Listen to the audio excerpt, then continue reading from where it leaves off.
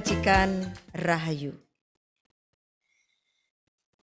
Yang saya hormati Bapak Wakil Ketua MPR Republik Indonesia, Bapak Profesor Dr. Fadel Muhammad. Yang saya hormati Bapak Menteri Pembangunan Nasional, Badan Perencana Pembangunan Nasional, Bapak Dr. Honoris Causa, Insinyur Suharso Manoarfa. Yang saya hormati rekan saya berjuang di PDI Perjuangan, Mas Arya Bima, Wakil Ketua Komisi 6 DPR RI, kemudian seluruh ketua-ketua Dekopinwil se-Indonesia, ketua-ketua Dekopinda se-Indonesia, Induk Koperasi se-Indonesia, para pimpinan paripurna, pengawas, dan seluruh rekan-rekan gerakan koperasi seluruh Indonesia. Salam hormat kami sampaikan. Semoga kita semuanya senantiasa diberkati oleh Allah SWT dengan nikmat sehat, sehingga kita semuanya bisa terus berjuang untuk menegakkan merah putih sebagai simbol, sebagai bendera yang kita cintai dan kita banggakan, simbol bangsa Indonesia. Bismillah, alhamdulillah, la haula wa la quwata illa billah. Asyhadu an la ilaha illallah wa asyhadu anna Muhammadar Rasulullah. Allahumma sholli ala sayyidina Muhammad wa ala ali sayyidina Muhammad. Bapak Ibu hadirin seluruh penggerak koperasi, tokoh-tokoh koperasi, dan entitas koperasi seluruh Indonesia. Puji syukur pantas kita patutkan, kita panjatkan kehadirat Allah SWT, Tuhan yang Maha Esa, yang memberikan kita sampai hari ini nikmat sehat di tengah-tengah di mana seluruh rakyat bumi di atas bumi ini, tidak terkecuali Indonesia, berjuang untuk selamat dari pandemi COVID yang sedang melanda di seluruh muka bumi, terutama di negeri kita yang kita cintai. Pada saat ini tanggal 12 Juli kita masih dalam kondisi PPKM darurat, di mana pemerintah telah mengambil satu keputusan yang tepat untuk menghentikan transmisi manusia dari tempat satu ke tempat yang lain dengan sasaran yang sangat tepat, yaitu PPKM, tapi bersifat darurat. Maka di masa seperti ini, di saat kita harus berulang tahun, setelah 74 tahun kita bersama-sama berada di dalam gerakan koperasi, tetapi keadaan sekeliling kita belum bisa membuat kita bertemu, berjabat tangan, dan kemudian makan bersama, kemudian expo, dan segala sesuatu yang biasanya kita lakukan pada saat merayakan Hari Koperasi Nasional. Kita saat ini hanya bisa merayakan Hari Koperasi Nasional dengan cara bertatap wajah melalui dunia internet. Tetapi semuanya patut kita syukuri. Walaupun kita hanya bertatap wajah melalui internet, kita masih bisa melihat rekan-rekan kita dengan segala keindahannya, dengan segala kesehatannya, dengan segala kemampuannya, dan punya waktu untuk bisa bersama-sama memperingati hari yang sangat bersejarah bagi kita semua pelaku gerakan koperasi di Indonesia. Maka pandemi bukanlah halangan. Seperti yang disampaikan oleh Bapak Bimo tadi, bahwa pandemi harus membuat kita lebih kreatif dan inovatif. Bagaimana mengembangkan koperasi Indonesia agar kemudian mampu menjadi entitas ekonomi sebagai solusi bangsa di tengah-tengah pandemi. Ibu dan Bapak sekalian yang saya hormati, seluruh elemen koperasi se-Indonesia, para pejuang koperasi, para pakar koperasi, para pelaku koperasi, seperti yang biasanya kita sampaikan, bahwa sampai hari ini sesuai dengan anggaran dasar Dekopin melalui Kepres 6 tahun 2011, bahwa Dekopin mengemban 3 fungsi. Fungsi yang pertama adalah fungsi edukasi, fungsi kedua adalah advokasi, dan fungsi ketiga adalah fasilitasi. 3 fungsi ini melekat erat di dalam diri Dekopin, di mana merupakan wadah tunggal gerakan koperasi. Kita bersama-sama di Indonesia melaksanakan koperasi ini dalam pasang surut gerakan koperasi di Indonesia yang ada masa-masa demikian moncer koperasi, ada masa-masa di mana kita agak suram dan agak tenggelam. Tapi itu semuanya harus menjadi tanggung jawab kita bersama-sama karena kitalah yang berada di dalamnya. Akan tetapi Ibu dan Bapak sekalian, karena koperasi ini hari ini tidak hanya menjadi bagian daripada tupoksi maupun bidang kegiatan Kementerian Koperasi, tapi juga menjadi bagian daripada kegiatan-kegiatan di banyak kementerian yang lain. Karena seperti disebut oleh Mas Bimo tadi, Gapoktan pun sudah berkoperasi, kemudian para tenaga kerja migran juga sudah berkoperasi, para penambak udang di laut juga berkoperasi, para perambah hutan juga berkoperasi, di mana mereka-mereka ini dan semua entitas yang lain, yang mereka ini tidak bernaung di bawah Kementerian Koperasi, tapi berada di bawah tupoksi kementerian-kementerian yang lain.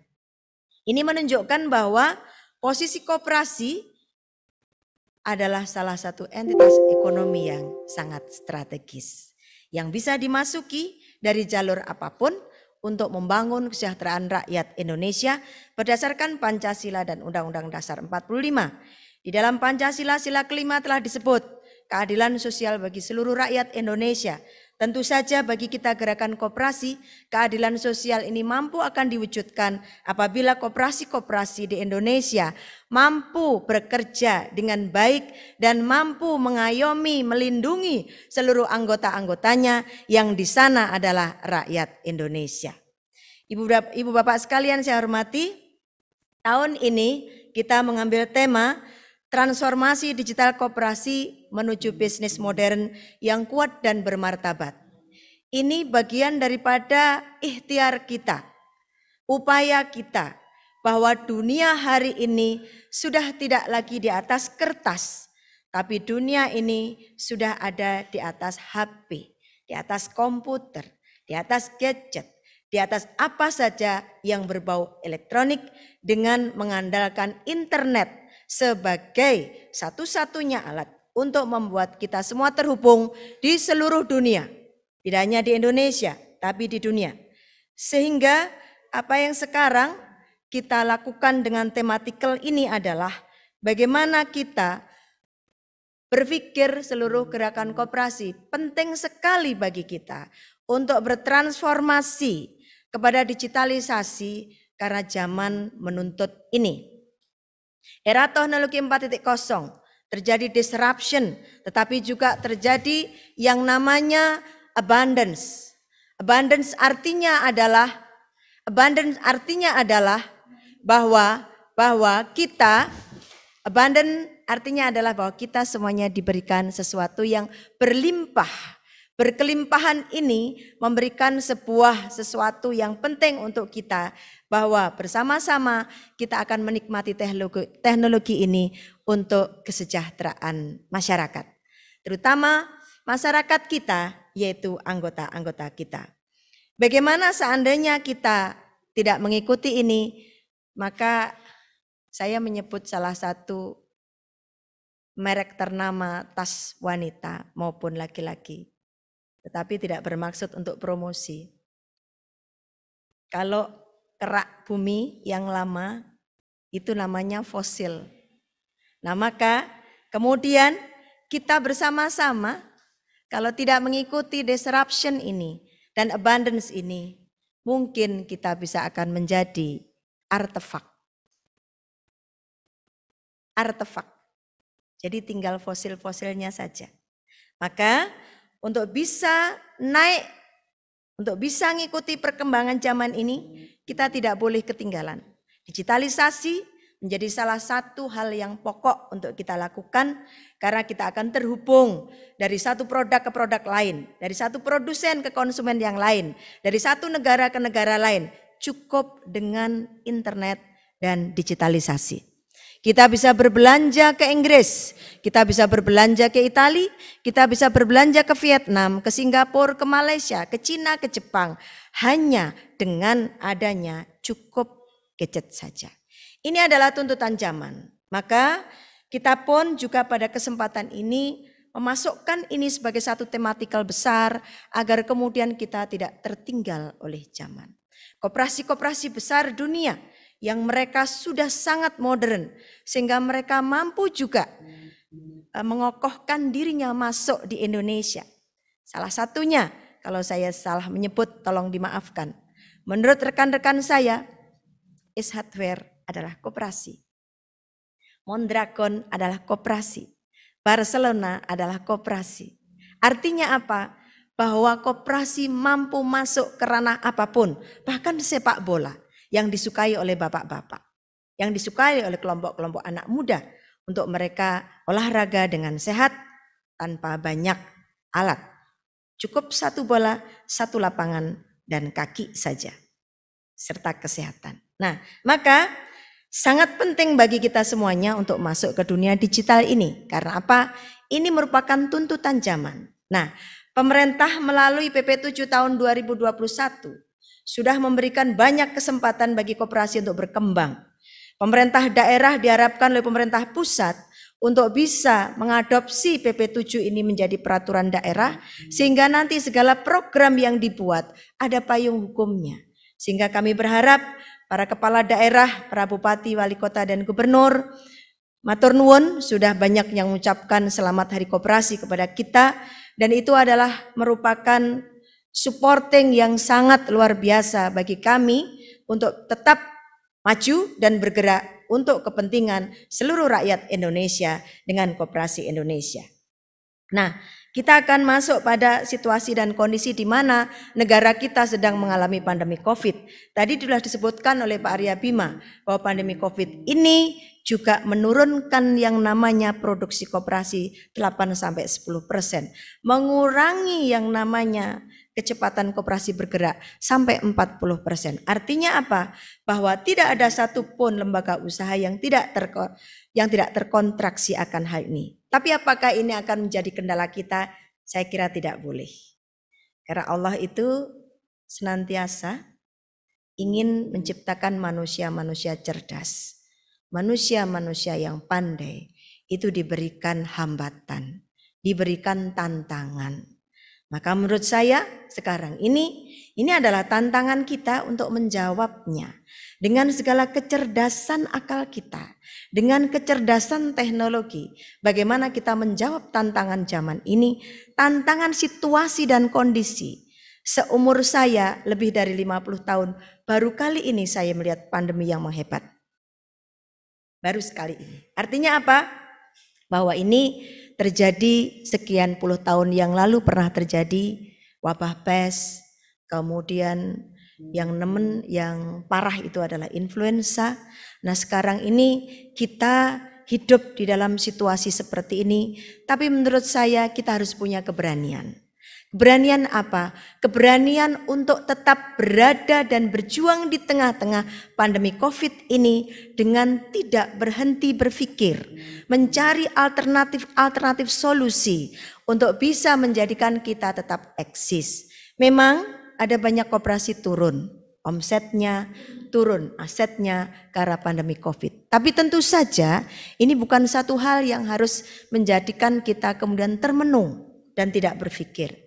Maka justru dengan ini mari kita ciptakan peluang-peluang kerja yang sebenarnya melalui PP 7 tahun 2021 pemerintah sudah memberikan sebuah kesempatan pada semua koperasi, space project yang bisa dikerjakan koperasi bisa sampai angka 15 miliar. Nah, tinggal bagaimana seluruh koperasi memanfaatkan peluang ini agar bisa mengakses program dan proyek dari pemerintah Republik Indonesia agar kita ikut bersama-sama di dalam rangka menguatkan ekonomi ini, tapi di sisi ini koperasi mampu ikut berperan serta. Sehingga dalam kesempatan ini saya mengharap dan mendorong rekan-rekan saya sebagai pelaku-pelaku bisnis koperasi. Ada koperasi primer skala kabupaten kota, ada koperasi primer skala provinsi, ada koperasi-koperasi sekunder, pusat, gabungan dan induk koperasi. Mari kita merumuskan berbagai hal yang bisa kita lakukan untuk mengatasi ini dan menjadi solusi bagi kita semuanya. Kata seorang kawan dekat saya, dan saya belajar bersama dia untuk mengatakan bahwa sesungguhnya koperasi itu solusi bagi kita semua. Kalau saya mengatakan itu, saya punya lab. Lab saya adalah koperasi yang saya pimpin. Kemudian di lingkaran Pusat Koperasi Wanita Jawa Timur. Kemudian di lingkaran koperasi-koperasi yang berada bersama saya di Forkom, Forum Koperasi Besar Indonesia. Ini adalah koperasi-koperasi yang mampu bertahan di masa pandemi dan kemudian merumuskan sesuatu hal yang baru yang mampu kemudian diadaptasi dan diadopsi oleh seluruh anggota-anggotanya dan menjadikannya satu kemajuan tersendiri. Nah, oleh karena itu maka kita harus bersama-sama untuk berjuang bagaimana kita membangkitkan diri kita bersama dengan entitas yang lain bergotong royong mengatasi situasi pandemi ini tidak dengan ketakutan, tetapi dengan kewaspadaan. Hari ini saya menyampaikan pidato virtual saya dari ruang studio Koperasi Setiabudi Wanita di mana saya memimpin. Dan alhamdulillah kami mengikuti PPKM darurat dengan hanya bekerja memasukkan karyawan hanya 50% dan seluruh yang namanya pelayanan pada anggota bersifat digital. Transfer kepada masing-masing anggota, baik pengambilan pinjaman, kemudian tabungan dan semuanya. Saya kira yang saya lakukan di koperasi saya ini pasti juga dilakukan oleh seluruh rekan-rekan saya di koperasi-koperasi besar dan koperasi-koperasi yang berada di seluruh Indonesia. Inilah yang kemudian harus kita pahami bersama-sama. Jadi itu pentingnya digitalisasi bagi kita untuk mampu beradaptasi dengan zaman. Nah, pada sensus penduduk yang lalu, Indonesia menempati penduduk dengan jumlah 275 juta orang. Dengan 65% terdiri dari generasi milenial dan Gen Z. Generasi milenial dan Gen Z. Artinya bonus demografi telah datang. Apakah yang harus kita lakukan dengan adanya bonus demografi ini? Apakah kita hanya meminta mereka cuman mencatat di komputer? Apakah meminta mereka cuman betulin HP kita? Sementara koperasi kita dibiarkan dengan resources yang agak aging. Saya masih sangat ingat ketika saya pertama kali sowan ke Pak Menteri Koperasi setelah Munas dari Makassar. Pak Menteri menyampaikan ke saya, Bu Untari, koperasi itu aging. Saya benarkan betul Bapak. Maka pada kesempatan ini kita tidak boleh lagi untuk aging. Kita harus melakukan regenerasi koperasi agar tumbuh dan berkembang jiwa-jiwa muda yang berkoperasi, yang mampu membangkitkan semangat juang gerakan koperasi menjadi solusi bangsa dan negara kita. Siapa mereka? Maka di Kopin bersama-sama kami bergerak dan berjuang untuk merespon isu strategis ini. Dan kami bersama-sama dengan adik-adik dari Kinaria Koop untuk mencetak 5 juta milenial berkoperasi. Apakah mudah? Tidak mudah. Apakah sulit? Tidak terlalu sulit. Tetapi ada kesulitan dan ada kemudahan. Kenapa? Karena kita yang sedang menjadi pengurus masih pada posisi 50 tahun ke atas. Mungkin 40 tahun ke atas. Belum sekali aware dengan ini. Padahal anak-anak kita yang usia 8 tahun, bahkan usia bayi, dia sudah suka nonton baby sak dudut dudut dudut, mami sak dudut. Itu yang saya lihat. Ketika anak bayi-bayi belum berusia 1 tahun ditunjukkan itu dan main sendiri di gadgetnya mereka sudah bisa. Artinya generasi ini adalah terlahir dengan generasi gadget. Oleh karena itulah kita yang sudah separuh baya, mari kita pelan-pelan menciptakan generasi baru di koperasinya masing-masing. Dan kemudian di dalam mindset kita harus mengikut sertakan mereka di dalam kepengurusan kita. Harapan saya ke depan, kalau ada rapat-rapat anggota, mari berikan kesempatan kepada anak-anak muda untuk menjadi pengurus. Minimal 30%, bahkan 50%. Kalau 5 berikan mereka 2, kalau 7 kasih mereka 3. Untuk apa? Untuk proses regenerasi kita di dalam koperasi-koperasi kita. Agar kemudian anak-anak ini tidak merasa koperasi terlalu jadul. Koperasi terlalu kuno, lalu mereka tidak mau bersama kita. Kita akan rugi. Maka saya dukung sepenuhnya ide, gagasan dari yang tadi saya berikan tumpeng. Adikku tersayang Ivoni Zakaria, kami ikut bergabung dan berbelasungkawa atas kundurnya suami tercinta. Semoga Tuhan Yang Maha Esa memberikan tempat yang lapang di sisinya. Dia adalah perempuan muda hebat yang harus kita dukung untuk mencetak 5 juta milenial berkoperasi. Caranya bagaimana? Ibu-ibu dan bapak, pasti bapak dan ibu punya anak, punya cucu. Ikutkanlah mereka di dalam Kinaria Coop. Ikutkanlah mereka. Dan koperasi-koperasi lain yang berbasis anak-anak muda.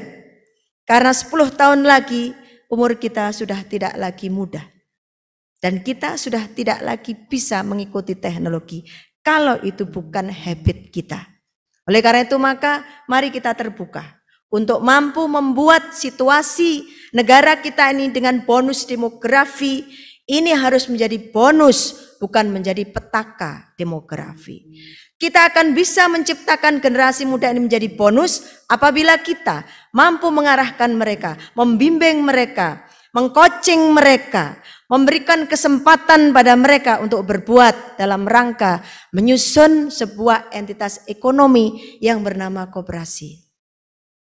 Saya berterima kasih pada adik-adik muda. Mereka berkarya lewat film. Ketika anak-anak muda disuruh ngurus simpan pinjam pasti mereka ribet and memet, saya nggak mau. Tapi ketika disuruh nonton film, cukup dengan membeli tiket itu sudah jadi simpan pokok. Dan kemudian ada wajibnya yang mereka terus-menerus bisa main film, bisa menjadi kru, bisa menjadi talent dan sebagainya. Itu adalah kesempatan yang sangat luar biasa. Maka saya berikan kesempatan pada seluruh ketua-ketua Dekopinwil, gandenglah OSIS di masing-masing provinsi. Ketua-ketua Dekopinda, gandenglah OSIS untuk anak-anak SMP dan SD. Untuk yang ketua Dekopinwil, untuk yang SMA dan yang kuliah. Gandenglah mereka untuk berada di dalam jaringan penjenengan agar mereka semuanya membantu kita dalam rangka itu. Kemudian isu-isu yang terbaru yang banyak dibicarakan adalah setelah regenerasi koperasi, yaitu koperasi multi pihak.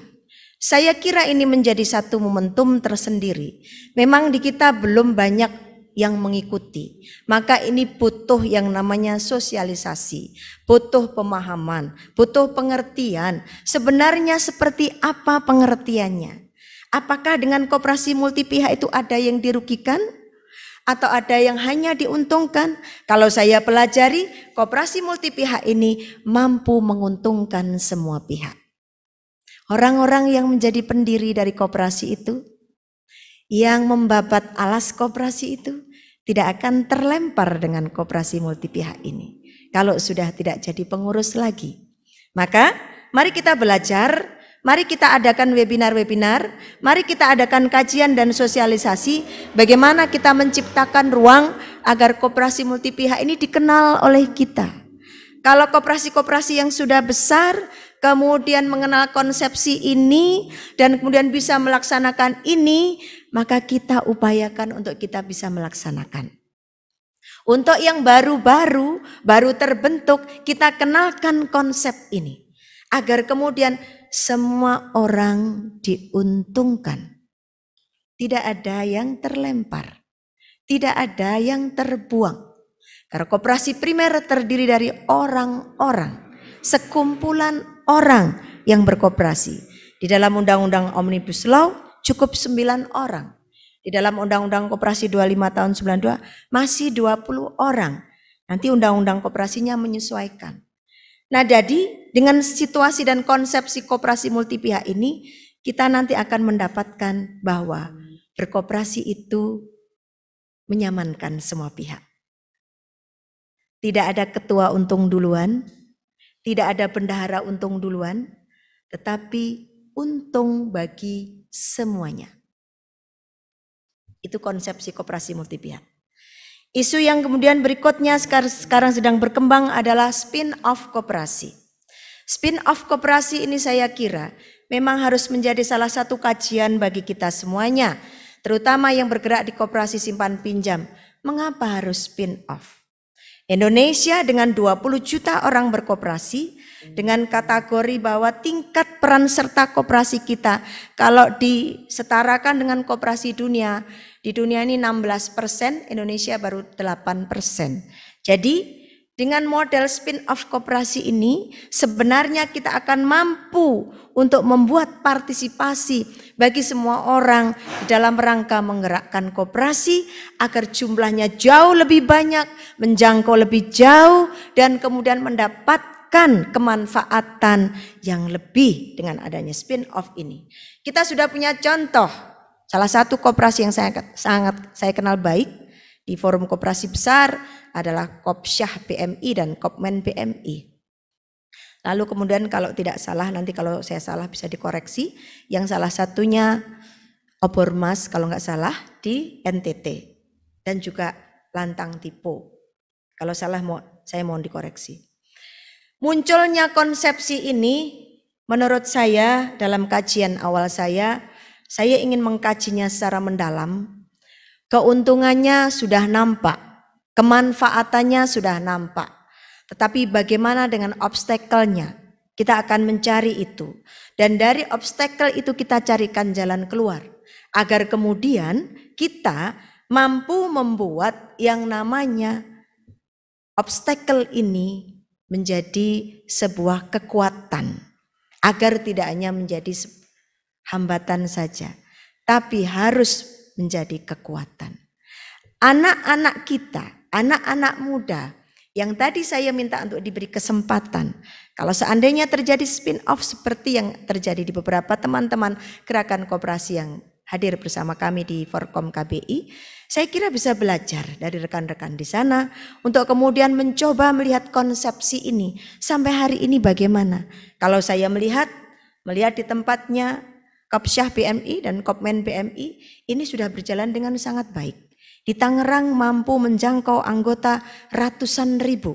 Kalau tidak salah sudah 250.000 lebih anggota yang mampu dijangkau. Nah, ini merupakan satu kemanfaatan yang besar. Kalau kita bisa melakukan itu dan memberikan manfaat yang besar, mengapa tidak? Mengapa tidak?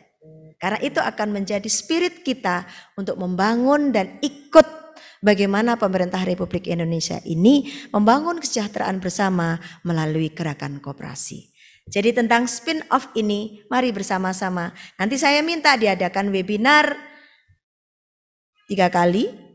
1 tentang spin-off, 2 tentang koperasi multi pihak, 3 ini yang saya mau bicarakan, yaitu ada koperasi-koperasi wanita di Jawa Timur. Lalu diduplikasi di Aceh, karena dulu pernah belajar di tempat kami. Kemudian diduplikasi di Jogja. Diduplikasi oleh dulu kalau tidak salah Bapak Menteri Koperasi yang dulu, Bapak Surya Dharma Ali, pernah menciptakan 2000 perkasa. Koperasi sehat sejahtera berbasis sistem tanggung renteng.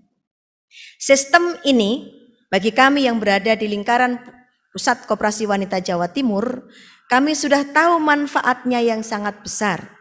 Sistem ini memberikan respon tentang bagaimana prinsip-prinsip koperasi, nilai-nilai koperasi di dalam jati diri koperasi itu betul-betul mampu dilaksanakan.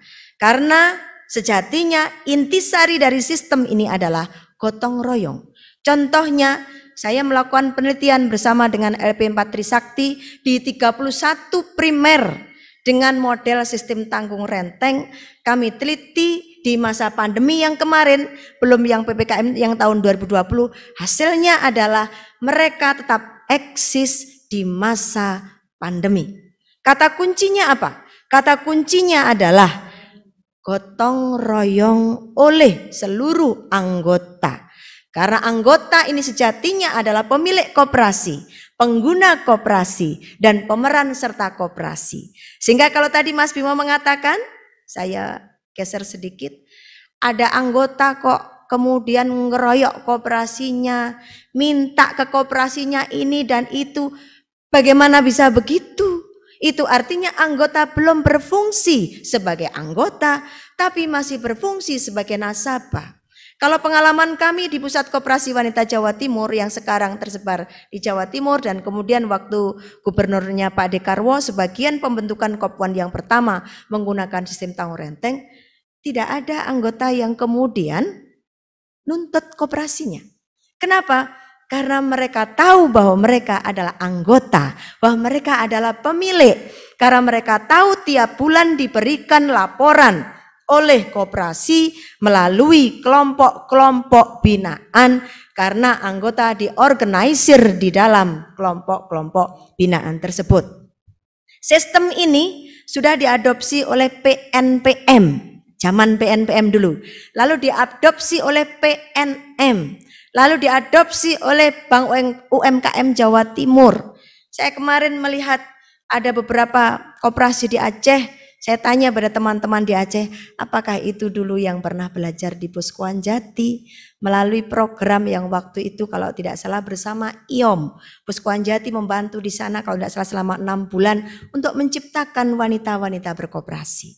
Nah, sistem ini adalah sistem yang sangat fair, yang mengadopsi dengan sungguh-sungguh yang namanya jati diri koperasi. Bagi koperasi-koperasi yang anggotanya dididik, ada pendidikannya seperti koperasi-koperasi model tanggung renteng dan koperasi-koperasi kredit. Mungkin yang lain juga, cuman saya belum tahu, belum dapat banyak pengetahuan tentang itu. Mungkin dari teman-teman yang lain. Ini nggak akan pernah yang namanya anggota menuntut karena mereka tahu bahwa mereka adalah pemilik. Maka ketika koperasi dalam posisi oleng bagaimana? Ya kita rapat anggota, kita ngomong. Koperasi itu kalau untung maka sebagian besar dikembalikan ke anggota. Kalau rugi bagaimana? Apakah anggota mau lari? Mau nuntut? Enggak boleh. Kalau koperasi rugi lalu anggota menuntut berarti pendidikan koperasi di koperasi itu belum berhasil.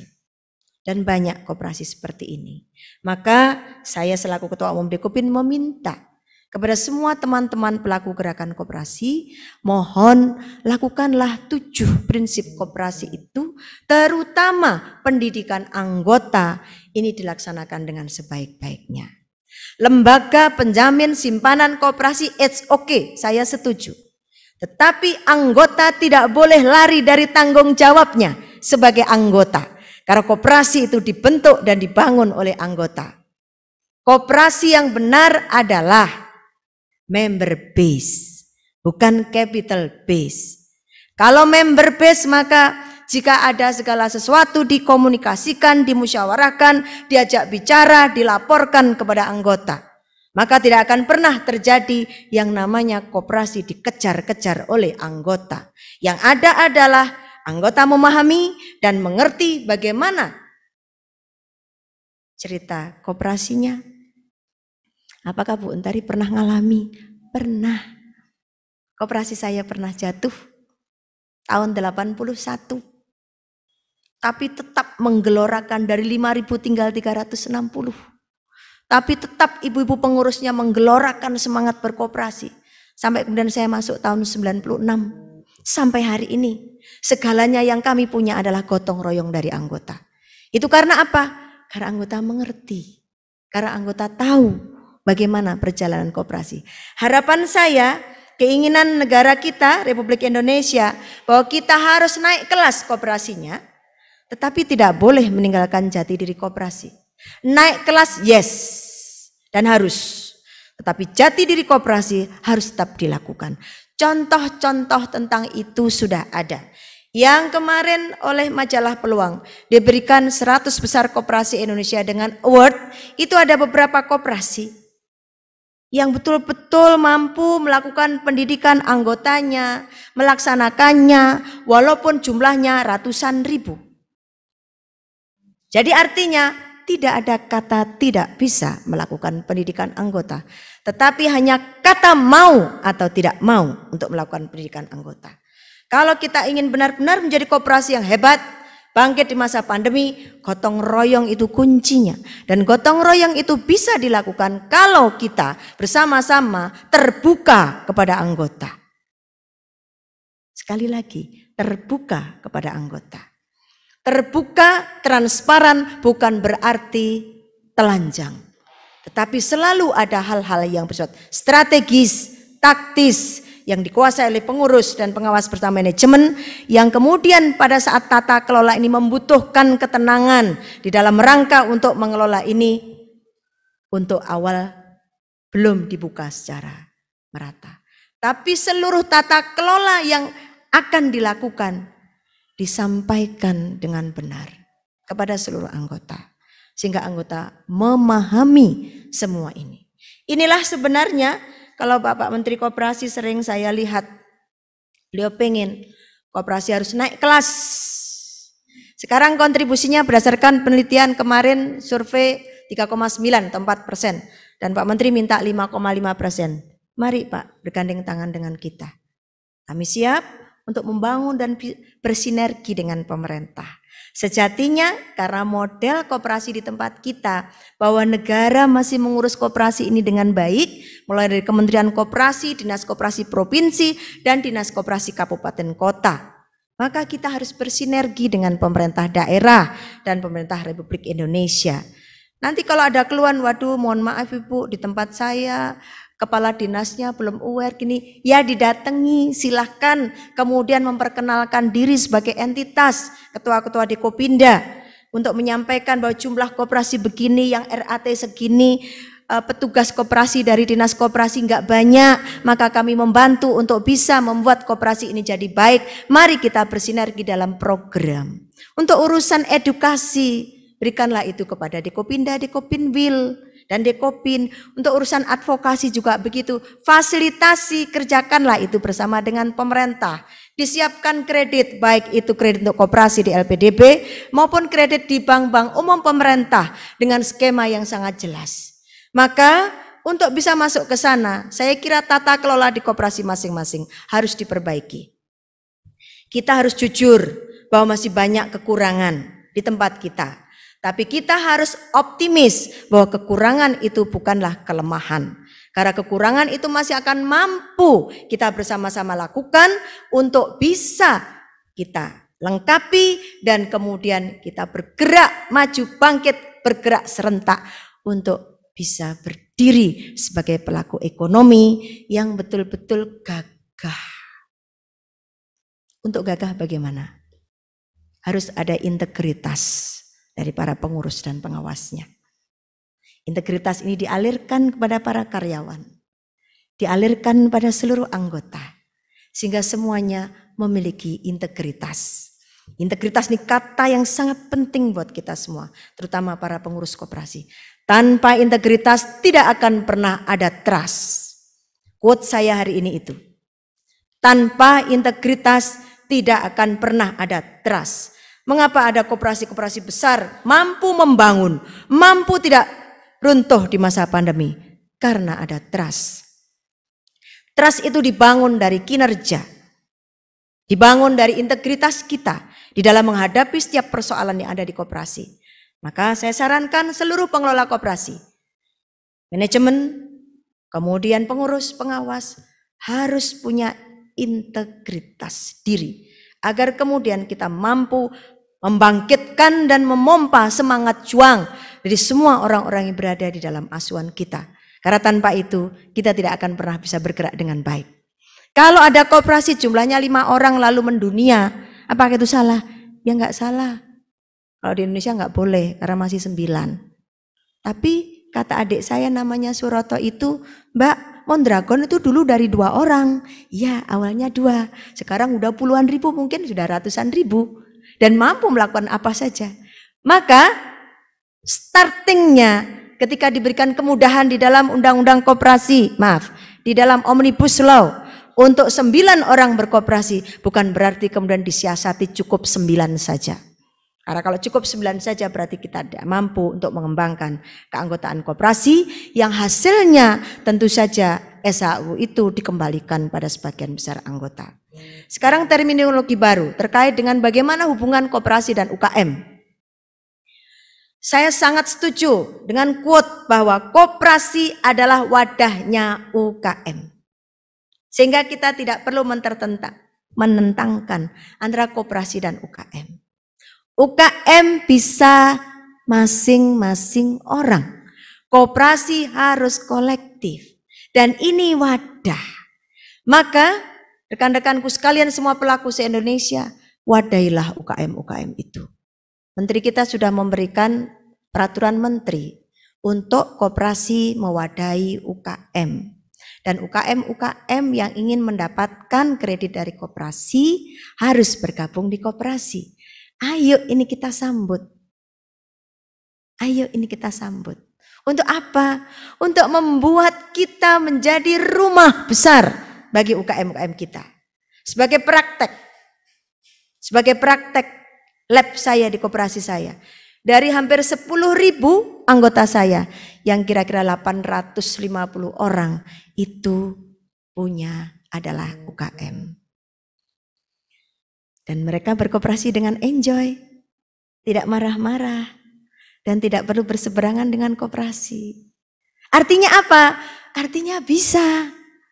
Tanpa kita harus kemudian vis-a-vis antara UKM dan koperasi.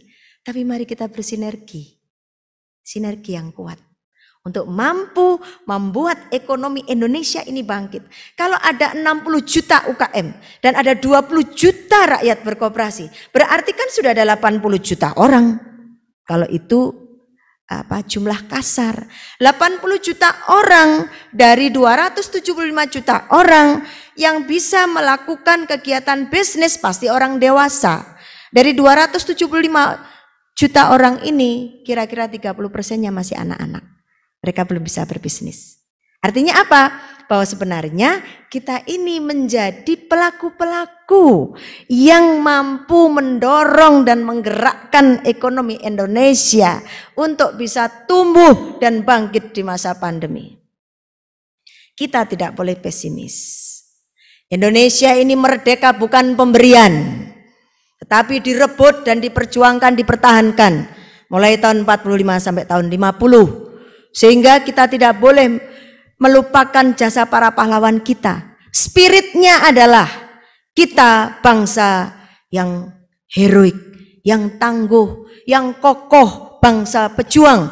Kemerdekaannya bukan diberi, tetapi diperjuangkan dengan bambu runcing melawan tank-tank. Nggak logis kan? Tapi kenapa bisa? Kata ahli sejarah, saya S1, saya jurusan sejarah bersama teman-teman ahli sejarah.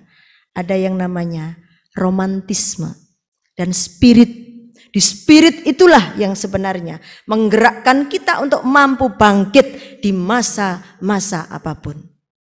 Mari kita semuanya bangkit di masa apapun. Jadi mari kita kuatkan koperasi-koperasi kita untuk menjadi tangguh di masa pandemi.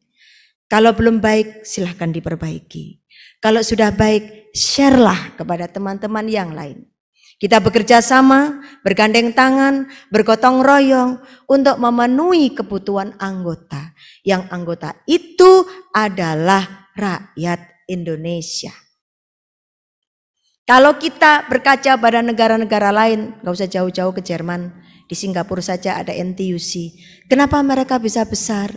Itu karena mereka mau, karena mereka mampu, karena mereka konsisten, karena mereka punya integritas.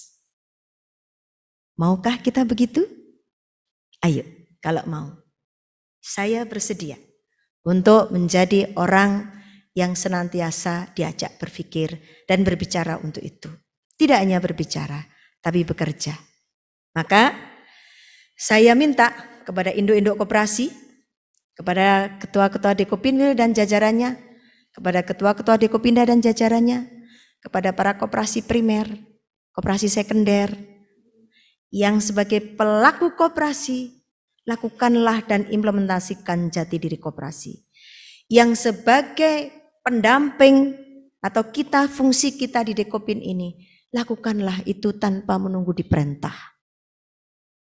Kata Bung Karno, kita ini tidak boleh jadi bangsa kuli. Kulinya bangsa-bangsa. Apa salah satu bangsa kuli cirinya? Bekerja kalau diperintah dan dilihat. Kalau kita tidak ingin seperti itu, do the best. Jadilah yang terbaik di tempatnya masing-masing. Ya, work hard, kerja keras, do the best. Di tempatnya masing-masing dengan jati diri koperasi.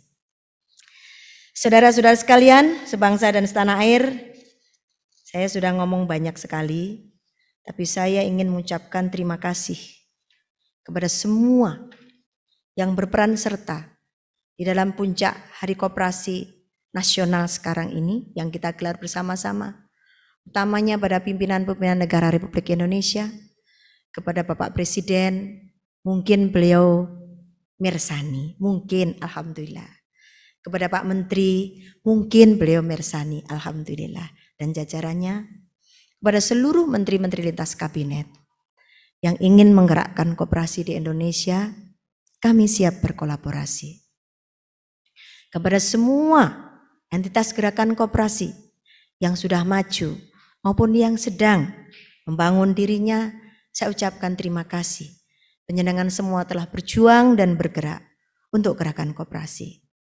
Pasti di alam kubur sana, di surga sana, Bung Karno dan Bung Hatta akan tersenyum. Anak-anakku sudah pinter, sudah mau menjadikan koperasi itu sebagai entitas ekonomi yang berkeadilan sosial. Saya yakin, seyakin-yakinnya beliau berdua di alam baka, di alam yang sudah dekat dengan Allah SWT.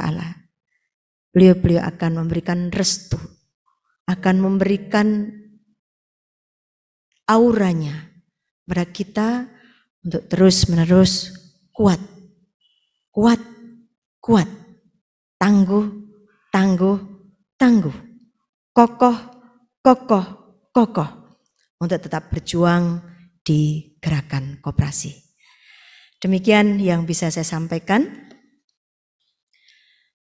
Sambutan saya di Hari Koperasi Nasional ke-74, semoga Allah SWT mendampingi, mengayomi kita semua, memberikan perlindungan, memberikan berkah rezeki yang murah dan penuh manfaat, yang mudah dan senantiasa berlimpah, dan kita senantiasa diberikan jalan yang lurus untuk menjadi pribadi-pribadi yang memiliki integritas. Selamat Hari Koperasi ke-74 dengan transformasi digital menuju bisnis koperasi modern untuk menuju koperasi yang kuat dan bermartabat. Mari bersama-sama bulan Juli, Hari Koperasi sepenuhnya bulan ini kita penuhi dengan kegiatan-kegiatan koperasi. Tidak harus bertatap muka, walaupun kita hanya bertatap alat gadget. Tidak menjadi persoalan, yang penting hati kita gembira dan bahagia. Itu akan meningkatkan imun kita semua. Jaga kesehatan masing-masing, patuhi prokes, patuhi amanat pemerintah, agar kita segera usai dari pandemi ini. Kalau toh pandemi ini tidak akan usai, maka kita semua harus berdamai dengan pandemi ini, agar kita bersama-sama hidup tenang dan kemudian tentram di tengah-tengah ketidakpastian dan di tengah-tengah ketidaknyamanan.